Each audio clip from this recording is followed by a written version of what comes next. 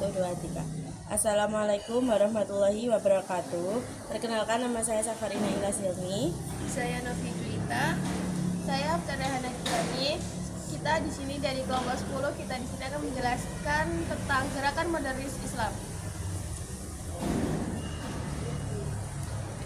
Dimulai dari pengertian, dalam Kamus Besar Bahasa Indonesia, istilah modern artinya terbaru, diartikan sebagai cara berpikir dan bertindak sesuai dengan tuntutan zaman.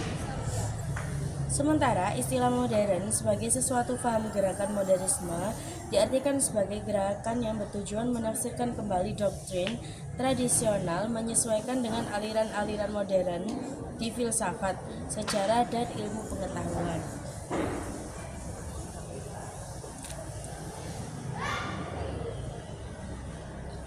Banyak orang menganggap modernisme dan tajdid atau pembaruan itu sama. Padahal keduanya sangat berbeda-beda.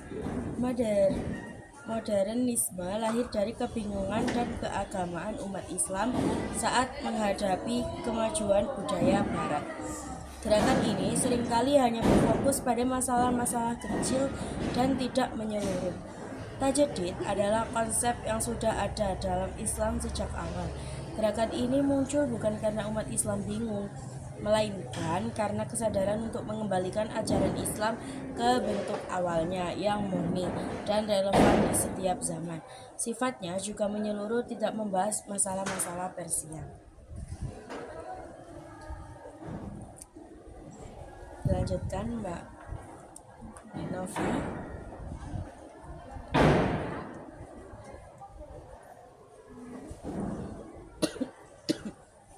Faktor munculnya gerakan modernis ada dua faktor, faktor eksternal dan faktor internal. Faktor eksternalnya adalah ekspedisi Napoleon Bonaparte dari Prancis yang kemudian mengunggah kesadaran bangsa Mesir untuk bangkit dari keterpurukan dan keterbelakangan dari Barat. Faktor internalnya adalah ayat-ayat Al-Quran dan hadis Nabi Muhammad SAW yang menyeru umat Islam untuk menggunakan akal dan pikiran demi mencapai kemajuan peradaban melalui pembaruan pemikiran, khususnya bidang pendidikan dan ekonomi. Selanjutnya ada tokoh-tokoh yang terpengaruh. Tokoh-tokoh yang terpengaruh ini bisa disengaja maupun tidak sengaja. Yang pertama ada Syekh Muhammad Abduh.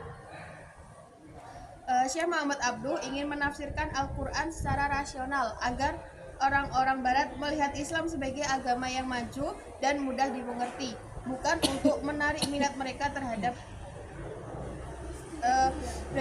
bukan agama yang kuno. Tujuannya adalah untuk menarik minat mereka terhadap agama Islam. Yang kedua ada Syed Ahmad Khan. Beliau termasuk pembesar India yang menyerukan modernisme ke dalam tubuh masyarakat Islam, khususnya di India. Kebebasan akal adalah faham utama Ahmad Khan, sehingga banyak penafsiran-penafsiran ganjil yang dilakukannya terhadap agama ini.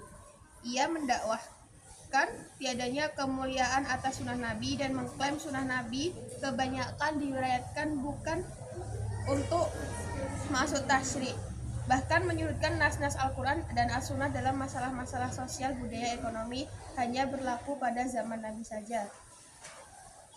Yang terakhir ada Mustafa Kemal Atatürk. Beliau adalah bapak sekulerisme dalam dunia perpolitikan di negeri-negeri Islam. Dialah yang menghapuskan kekhalifahan dari Turki Utsmani atas bantuan Inggris. Kecintaannya terhadap peradaban Barat modernlah yang menyebabkan ia melakukan modernisme di berbagai bidang kehidupan dengan Barat sebagai kiblatnya.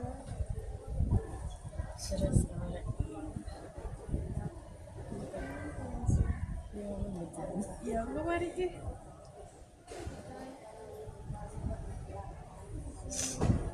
Apa ki anjir? Iki sik pirang menit? 5 menit.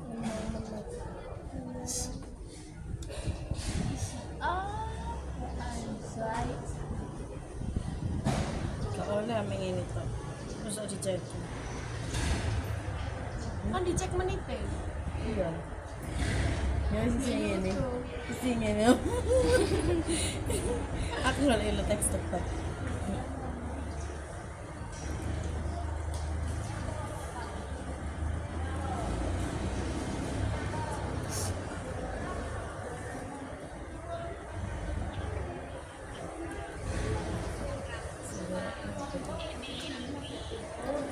Debat ya, wis debat. Kayak takok-takok ngono gak sih? Takok-takokan.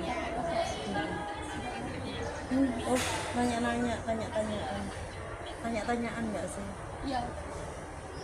Tanya-tanyaan apa? Apa ya?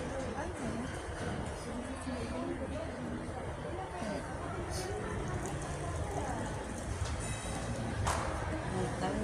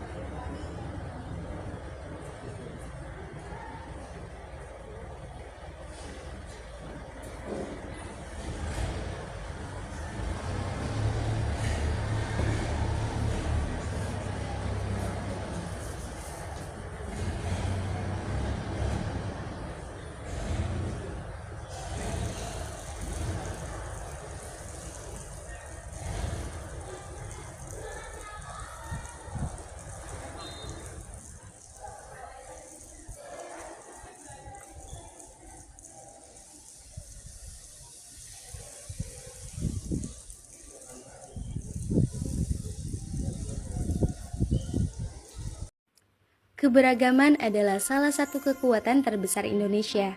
Dengan berbagai agama, adat istiadat, dan tradisi, bangsa ini menunjukkan bahwa perbedaan dapat menjadi sumber harmoni. Konsep Bhinneka Tunggal Ika menjadi landasan dalam menjaga persatuan di tengah keberagaman. Di dunia yang beragam ini, perbedaan agama bukanlah penghalang untuk bersatu. Kita semua memiliki tujuan yang sama, hidup dalam kedamaian dan saling menghormati. Setiap agama mengajarkan nilai-nilai kebaikan, cinta, dan toleransi.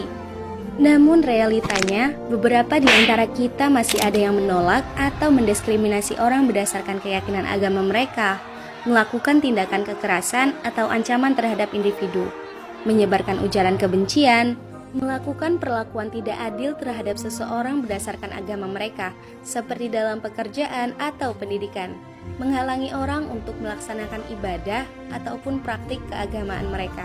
Merasa bahwa keyakinan kita adalah yang paling benar, bahkan kita sering menyalahkan keyakinan orang lain, membuat kita yang harusnya bisa bersatu malah terpecah belah. Maka, di tengah hiruk-pikuk permasalahan radikalisme ini, muncul sebuah istilah yang disebut moderasi beragama. Apa itu moderasi beragama?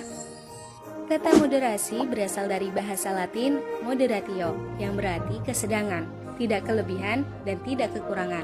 Sedangkan menurut Kamus Bahasa Indonesia, berarti pengurangan kekerasan dan penghindaran keekstriman. Sedangkan dalam bahasa Arab, moderasi dikenal dengan kata wasat atau wasatiyah, yang memiliki padanan makna dengan kata tawasud, tengah-tengah, i'tidal adil, dan tawazun, berimbang. Dalam konteks ini, moderasi berarti memilih posisi jalan tengah di antara berbagai pilihan ekstrim. Di era digital ini, media sosial menjadi jembatan komunikasi yang menghubungkan kita. Media sosial bukan hanya platform untuk berbagi informasi, tetapi juga alat untuk membentuk opini publik. Setiap postingan, setiap komentar memiliki potensi untuk membangun atau merusak. Dalam konteks sosiologi komunikasi, kita memahami bahwa pesan yang moderat dapat menciptakan ruang dialog yang konstruktif. Mari kita gunakan media sosial untuk mengedukasi, bukan hanya untuk menginformasikan. Kita bisa memanfaatkan hashtag, kampanye, dan konten kreatif untuk menanamkan nilai-nilai toleransi dan pengertian. Ketika kita berbagi pesan moderasi, kita berkontribusi pada masyarakat yang lebih harmonis. Setiap dari kita memiliki peran. Mari gunakan kekuatan media sosial untuk menyebarkan pesan positif. Bersama kita bisa menciptakan dunia yang lebih baik.